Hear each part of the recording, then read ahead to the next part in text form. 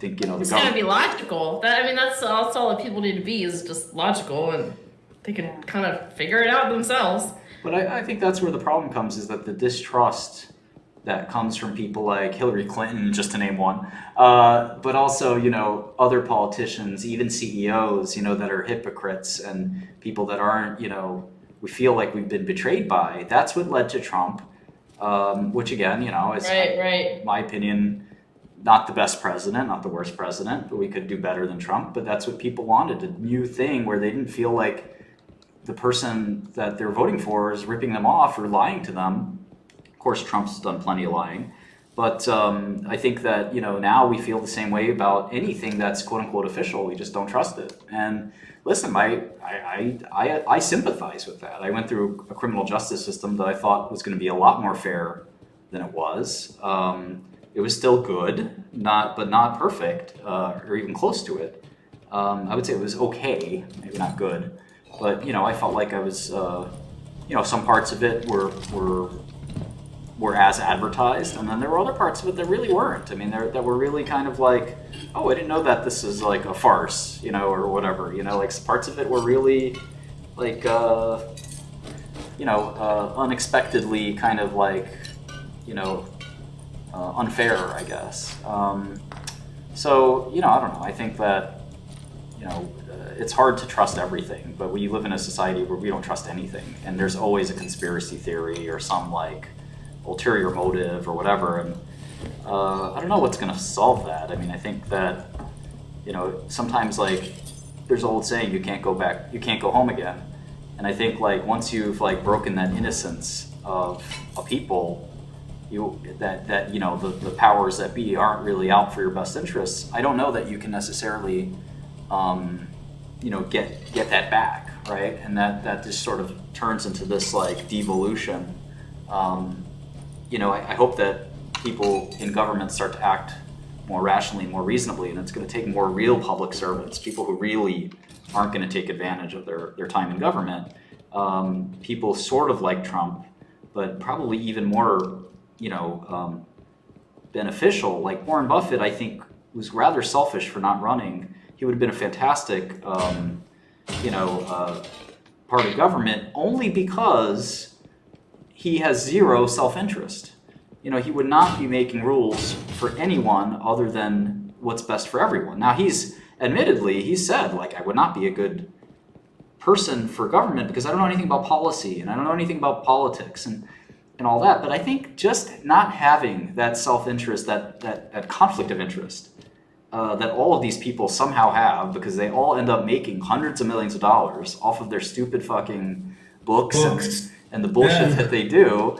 And I believe that books are pretty much soft bribes, because the people that buy these books are often organizations like Walmart or Goldman Sachs, and they'll order 5,000 or 10,000 of these books. And to me, that's just a thinly veiled bribe. Okay, I'm retarded, or I'm big dumb, but would that be money laundering in a way? No.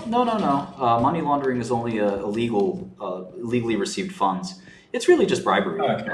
It's undocumented campaign donations, basically. When you buy 10,000 Hillary Clinton books and you hand them out to your organization, in other words, they sit in a warehouse somewhere because nobody wants them. And somehow she writes the same book every year, and it still is a bestseller every year, no matter what. And it's like, lady, it's not that you're a great author. It's that people who at these companies want to curry favor. And if they buy 10,000 books, well, Hillary Clinton gets paid a lot. If they don't buy 10,000 books, she doesn't. If they don't ask her to come give a speech at the annual meeting, that also plays into effect. So if you want the whole menu, you do 2 speeches a year. You do 10,000 of the books. If you have 20,000 employees, you could argue that you're going to give one to every employee or whatever. They're close enough. And then you're on Hillary Clinton's Christmas card list, and you tell her over dinner, we ordered 10,000 of those books. So really? Well, next time you call, I'll make sure I'll answer, Whereas, they have people that'll do this. They'll call up and they'll say, Miss Clinton's book just came out. We would love it if, AT&T would purchase, 10,000 copies. And the CFO of AT&T is scratching his head like, no, I'm not stupid. I can, it's in my budget. It's easy. Like that money is nothing.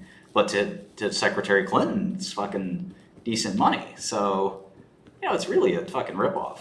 So having someone like Buffett, even if he's completely uneducated about the decisions to be made, completely, an idiot when it comes to, like, he can't even tell you where half the countries in the world are on a map, I'd still rather have him than somebody who's a quote-unquote expert politician, because they're all the expert politicians. All they're expert at is taking money and somehow having it find a way into their pocket. So I really like the idea of Trump.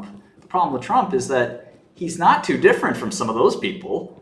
He does seem a little bit greedy and financially driven, really possessed by his own success and wealth. So he's not as altruistic as, say, an Elon Musk or somebody like that would be, where they're really truly rich. Like Michael Bloomberg is really truly rich, whereas someone like Trump, he's rich, but it's not really clear how rich, right? Whereas Bloomberg is like indisputably fucking rich. Mm-hmm. There's no amount of money that could sway Michael Bloomberg. It's just he's just too fucky. He has too much of it.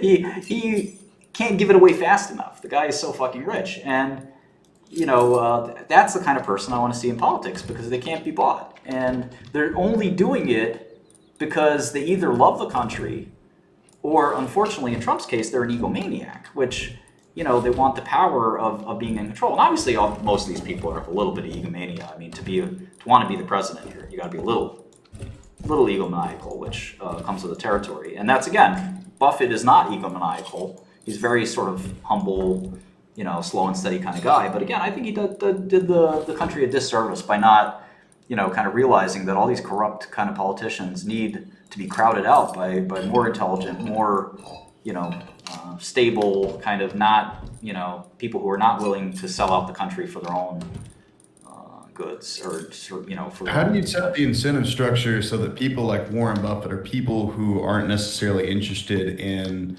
the power seeking of politics, but are the best person for that position? How do you incentivize them or get them to you go can't give down? them a financial incentive, that's for sure. Effectuating actual change. Yeah, I think you have to inspire them, the way I'm sort of trying to do here, to nobody in particular, that, the country needs them, because the corruption is so bad. Again, I don't know how people like Hillary, who've never had a job, and this is why I dislike her so much. People ask me, what's your issue with Hillary Clinton? It really is just coming from being an entrepreneur and struggling to make ends meet, and then having success and knowing and learning how hard it is to make lots of money, whatever number you want to pick. And then seeing somebody like her, never have a technical job and make more money, or just as much or more money than I ever made, selling out, stories of her quote unquote leadership and time in government, which, that bothers me. I think that, as a patriot, it's really hard to watch that happen, and then watch hundreds of other copycats, right? Look at Bernie Sanders. He's a millionaire from his books. Oh yeah, I remember when he said that. Yeah. Someone find out how he has multiple homes and he's like a socialist. He's like, well, I wrote the book. I'm a famous author. Okay, but, Shkreli, I hear him chopping wood. Shkreli. my crew is here. What are we doing, boys? Mission for you, Shkreli. What are we doing, boys? Shkreli. We're gonna take Bradley. You're coming with us. We're gonna show you a good time. Shkreli, come here. Shkreli, come back. Shkreli, up. Shkreli, get out. Okay, here, take this. But you're gonna kill. Your goal is to kill the. You're killing Bradley.